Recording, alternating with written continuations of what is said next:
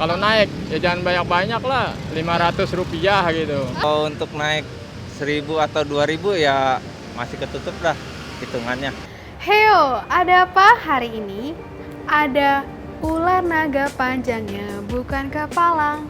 Maksudnya antrian yang begitu panjang ketika kita ingin memasuki SPBU. Mau ngisi bensin, pas pulang kerja udah capek, pengen cepet pulang loh. Kok malah harus ngantri sampai keluar-keluar pintu gerbang daripada SPBU itu sendiri. Lalu kalau begini kondisinya, siapa yang bisa kita salahkan? Nah, sebelum kita membahas siapa yang salah atas antrian panjang ini, kita juga harus tahu bahwa harga Pertalite maupun solar yang kita bisa nikmati sampai saat ini adalah subsidi dari pemerintah. Nah, untuk mempertahankan harga ini sendiri, Jokowi bahkan mungkin bisa menghabiskan sampai 600 triliun untuk mempertahankan harga yang kita nikmati sekarang. Oke, harga Pertalite yang sekarang kita nikmati itu di angka 7.650. Padahal kalau tidak disubsidi itu harganya seharusnya 17.200. Cukup jauh ya gapnya. Subsidi yang diberikan pemerintah ini tentunya memiliki tujuan khusus, yaitu tidak membebani masyarakat dengan harga minyak yang sebenarnya semakin tinggi saat ini. Nah, tapi permasalahannya sekarang, kuota atau batas pemakaian dari Pertalite ini sendiri sudah mencapai ambang batas. Seperti ilmu ekonomi yang kita pelajari, jika permintaan semakin banyak atau antrean semakin panjang dan kuota juga semakin dikit, maka mau nggak mau harga naik. Nah, tapi karena ini disubsidi pemerintah, berarti yang harus lebih banyak mengeluarkan uang adalah pemerintah. Pertanyaannya sekarang nih, bagaimana pemerintah bisa menanggung subsidi atau biaya subsidi yang sebenarnya diambil dari anggaran negara kita atau APBN ini sendiri? Bagaimana solusinya? Apakah sebenarnya permasalahan dari ambang batas ini sendiri karena harga yang terlalu rendah, atau justru salah sasaran, yaitu orang-orang yang seharusnya tidak mendapat subsidi malah memakai Pertalite itu sendiri? BBM subsidi itu ini juga perlu ada kebijakan komprehensif gitu ya. Penaikan harga tetapi juga dengan pembatasan subsidi BBM tadi, BBM bersubsidi tadi. Nah, yang pertama saya kira memang perlu ada pembatasan gitu ya. Karena apa? Karena 60% lebih itu kan subsidi untuk Pertalite dan solar itu tidak tepat sasaran. Orang-orang kaya pemilik mobil mewah itu juga karena dia makhluk rasional, maka dia pakai subsidi karena tidak ada larangan kan. Nah, kalau mau gampangnya itu ya, di jangka pendek ini, tetapkan saja pembatasan Pertalite dan solar itu untuk sepeda motor, untuk angkutan barang dan orang misalnya, itu kan sudah jelas. Jadi, kalau kita bahas soal kuota BBM bersubsidi ini diperkirakan hanya bisa disalurkan hingga September 2022. Karena per Juli 2022, penyaluran BBM jenis Pertalite sudah mencapai 16,8 juta kiloliter. Artinya, kuota BBM bersubsidi hanya tersisa 6,2 juta kiloliter dari total kuota yang dipatok tahun ini, yaitu sebesar 23 juta kiloliter.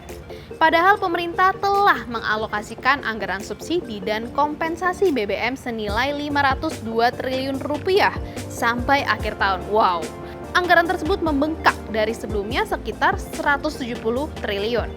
Seperti peribahasa sedia payung sebelum hujan, contingency plan atau rencana cadangan menghadapi penyaluran BBM bersubsidi harus dilakukan.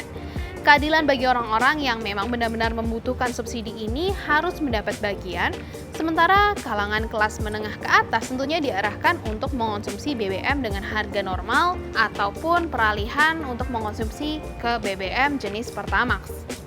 Pertanyaan sekarang, sebenarnya siapa sih yang paling terkena dampaknya jika kebijakan-kebijakan pemerintah, entah itu pembatasan ataupun ketetapan harga ini dilakukan? Ini dampaknya itu akan jauh lebih bahaya gitu ya, bagi perekonomian Indonesia. Itu sudah pasti gitu ya, akan kenaikan sebesar itu bahkan di atas 5.000 gitu ya, itu sudah pasti akan menyulut inflasi. Nah, kemudian kalau inflasi tinggi, maka daya belinya akan rendah. Dan siapa yang menjadi korban?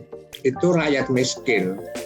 Bahkan rakyat miskin yang tidak punya sepeda motor sekalipun, itu dia akan kena dampaknya. Karena apa? Inflasi tinggi, harga kebutuhan pokok tinggi, nah mereka tidak bisa beli lagi.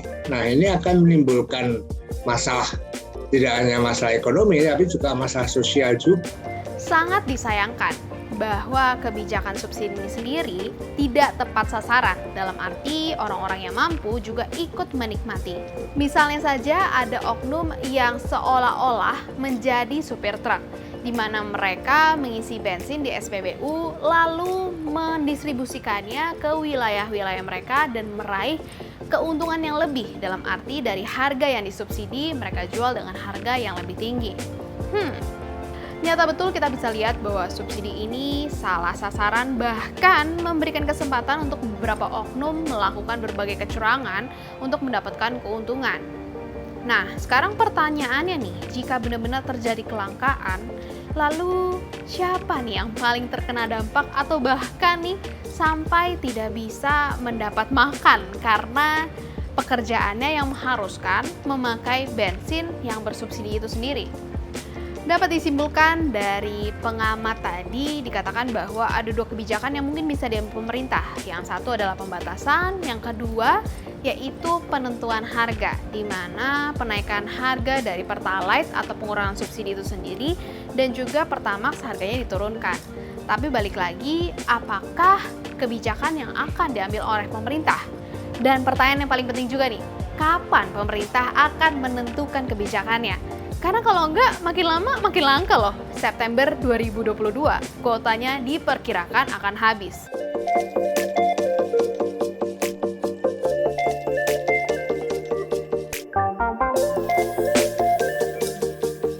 Ya, saya tetap harus beli karena kan ya emang udah kebutuhan, mau gimana. Ya kan, kita nggak beli motor kita nggak jalan. Aduh, kayaknya udah terlalu berat untuk kita sehari-hari. Ini aja kita udah agak kesulitan juga, Mbak. Masalah kalau masih bisa dibeli, maksudnya masih bisa kuat beli kalau nggak masalah.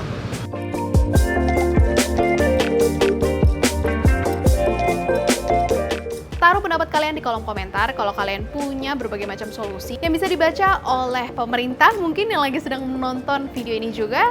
Dan jangan lupa saksikan Adap hari ini hanya di tempo.com.